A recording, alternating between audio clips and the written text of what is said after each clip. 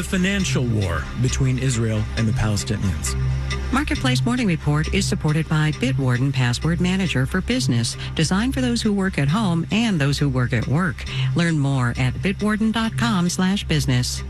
And by Amazon Business, helping provide a smarter, easier way to get the supplies businesses need to thrive. Amazon Business, your partner for smart business buying. From Marketplace, I'm Sabri Benishore in for David Brancaccio. Israel is withholding $35 million in tax revenues from the Palestinian Authority, which provides limited self-governance for the Palestinian people in the West Bank. The move threatens to worsen an already dire financial situation there, even as a war devastates Gaza, the other Palestinian territory. Marketplace's Nova Safo has more. Israel's finance minister has frozen Palestinian tax revenues before, and he now says he's withholding $35 million to compensate relatives of terror victims following the enactment of 2 new laws that allow victims to claim Palestinian funds. The U.S. has maintained a position that all tax revenues collected on behalf of Palestinians belong to the Palestinian Authority and should be released. U.S. State Department spokesman Matthew Miller reiterated that stance following Israel's latest action. The Palestinian Authority has worked incredibly hard to maintain calm, to maintain stability in the West Bank. And this kind of action by the Israeli government risks destabilizing the West Bank and further harming Israel's own security. We think it's an extraordinarily wrong-headed decision. Israel collects tax revenue on behalf of the Palestinian Authority. Under decades-long agreements, it's supposed to transfer those funds for Palestinians' limited self-governance.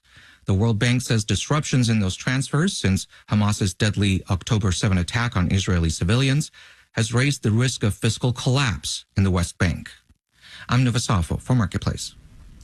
Thousands of graduate and postdoctoral student workers at 6 University of California campuses were back on the job this week after a judge ordered a temporary stop to their weeks-long strike.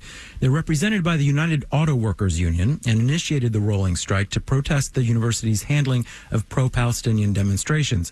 They also called for charges and disciplinary actions against their members related to those demonstrations to be dropped. This temporary order allows for classes to wrap up, but it leaves some big questions unresolved. Marketplace's Megan McCarty-Carino has more. The university has charged that the strike was illegal because it violated the union's current contract, according to Melissa Matella, Associate Vice President for Labor Relations at the UC. No matter what, there's a no strike provision in place, and so the union is not allowed to call a strike in the middle of its agreement. No strike agreements are almost ubiquitous in union contracts these days, says labor studies professor Jeff Shirky at SUNY Empire State. He says they date back to the 1930s when strikes were common. Eventually, companies began to push for unions to agree workers wouldn't strike as long as a contract was in place. The idea was to try to create labor peace. But it sort of served to defang the labor movement in a lot of ways. In recent years, all the major strikes we've seen by auto workers or Hollywood writers and actors have happened when their contracts had expired and they were negotiating new ones. But workers may have the right to violate no-strike agreements in certain cases, says Rebecca Given, a professor of labor studies at Rutgers. It usually happens in more extreme circumstances where the workers believe that the employer's behavior is so egregious that it is, for example, a legal violation. That's what union organizer Rebecca Gross, a graduate teaching assistant at UC Santa Cruz, says the university has done. Our union has filed multiple unfair labor practice charges against the UC for violating workplace health and safety, violating our First Amendment rights. The UAW also argues the university changed its policy on the right to protest and retaliated and discriminated against union members, some of whom were arrested or ordered to leave campus when the UC sent police to clear encampments. The UC counters, this isn't a labor issue, but a political one.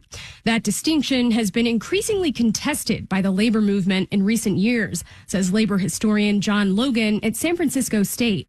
I think this is sort of reflecting where the energy in the labor movement is right now, that it's amongst younger workers, often college-educated workers, more progressive workers. The court and the California Public Employment Relations Board will be weighing in on the strike in coming weeks. I'm Megan McCarty-Carino for Marketplace. All right, let's do the numbers. Dow, S&P, and NASDAQ futures are all down in the 2 to 0.7% range, with the Dow futures down 267 points. Marketplace Morning Report is supported by The Economist, devoted to providing independent journalism that makes sense of the news shaping the world. More at economist.com or with The Economist app, newsletters, and podcasts. And by C3 Generative AI, verified, traceable answers, secure, hallucination-free, LLM-agnostic, IP liability-free. Learn more at c3.ai. And by UKG. UKG is a partner that delivers HR, pay, time, and culture solutions designed to help build a great workplace for everyone. UKG, our purpose is people. People joke about faking being on the job. There's software that can make it look like you're at your computer when you are not. But I guess some people actually do it. Wells Fargo has reportedly fired some workers for allegedly faking work. This comes as more and more banks are requiring employees to go into the office. Marketplace's Nancy Marshall-Genzer has more. The staffers who were fired all worked in wealth and investment management at Wells Fargo, according to Bloomberg, which first reported the story. Bloomberg says the bank let more than a dozen workers go and told FINRA, its regulator, the employees were, quote, discharged after review of allegations involving simulation of keyboard activity, creating impression of active work. It's not clear if the workers were using devices such as mouse jigglers to keep their computers from going to sleep and simulate work. Wells Fargo hasn't responded to a request for comment, but the bank told the Financial Times it, quote, holds employees to the highest standards and does not tolerate unethical behavior. On its website, Wells Fargo touts flexibility and says hybrid schedules are available for many of its corporate positions. Banks have been among the strictest employers pushing staffers to come back to the office. Bank regulators are now also requiring that home offices be inspected periodically. I'm Nancy Marshall-Genzer for Marketplace. And in New York, actually at my computer, I'm Sabri Benishore with the Marketplace Morning Report. From 8 p.m., American Public Media.